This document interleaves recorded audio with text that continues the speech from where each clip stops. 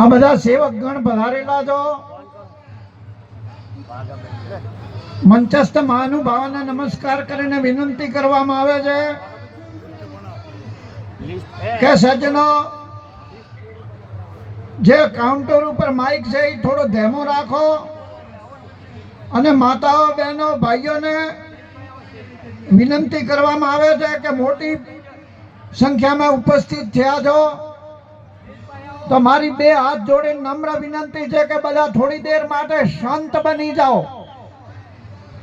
તાકી અમે સારી રીતે નાગરવનજી બાપજી આપને થોડો ઉપદેશ આપે છે, પ્રવચનના બે શબ્દો આપે છે તો એટલા માટે આપણે હોંભળો તો બરાબર છે, નહીતર પછી જરાય હોંભળો નહીં અને એકબીજા મંજીરા ક્યાંય વાજે ને ખરતાળો ક્યાંય વાજે ને નગારો ક્યાંય વાજે ને એ કોઈ નક્કી ના રહે એમ.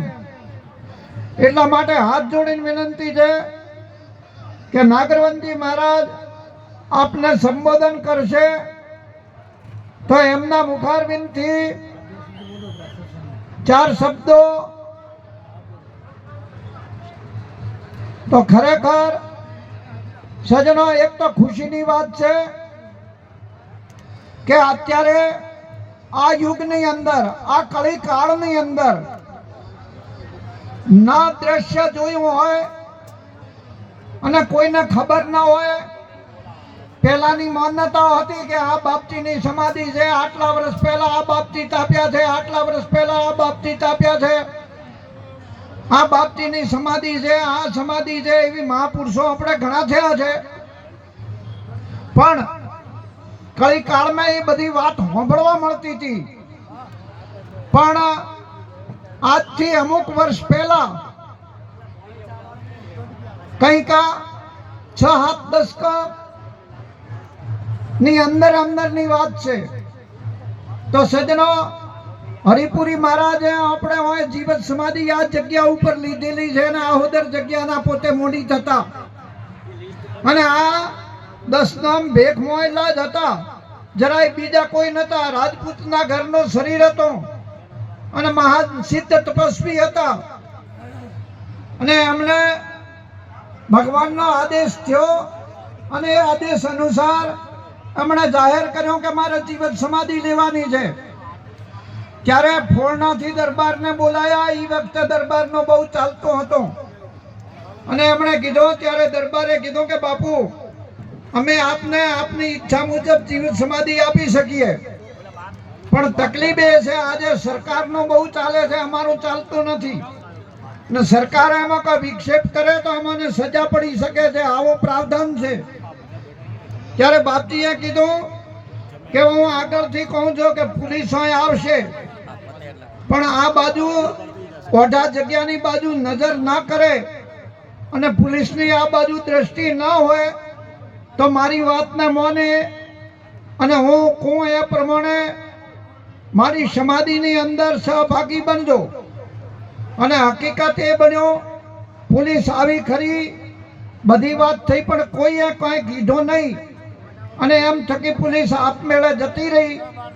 અને આજે અમુક વર્ષો પહેલા હમણાંની આ પરિસ્થિતિની અંદર 70 વર્ષની અંદર આ બાપજીએ જીવત સમાધિ લીધી છે અને આ જીવત સમાધિ સાક્ષાત અવલિયા પૂજાઈ રહ્યા છે.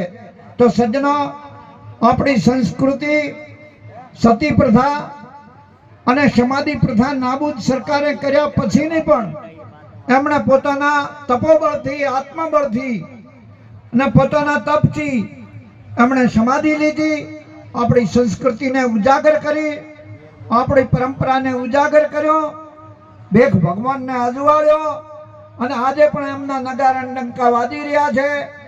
એમની પૂજાની અંદર આગળ જે મહાત્મા દેવલોક પામેલા છે એ મહાત્માને સમાધિ દેવા હું આવ્યો હતો.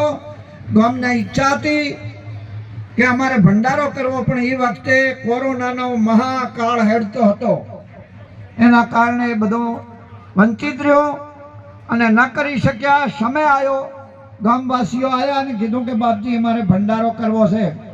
ત્યારે યથાયોગ નાની ગામડી છે પણ ફૂલને છાવેલી ગામડી છે એમના ઉપર કૃપા હતી ને બાપજીએ પણ એમ કીધું તો સમાધિ વખતે કે મારી આ ઓઢા ગામ ફૂલડે સવાશે, અને આજે પણ આ ફૂલડે સવાયેલી છે. એ ગામડી નાની હોતા છતાં પણ એમણે કીધું કે અમારે યથાશક્તિ જે બને એ, અમારો ગામ નાનું છે એ પ્રમાણે અમે ધન એટલું જ કરી શકીએ, ચંદો એટલો જ કરી શકીએ. તો મેં કીધું તમારી યથાશક્તિએ 5 મહાત્મા બોલાવી અને તમને આશીર્વાદ હું દેવરાવશું. તો આપણે બધા મહાત્માઓને એમને આશીર્વાદ આપવાના છે. આશીર્વાદ તો એમના ઉપર વરસી રહ્યા છે, છતાં પણ સોનામાં સુગંધી, એક તો હિરેપુરી મહારાજના આશીર્વાદ છે, છતાં સોનાની અંદર સુગંધ.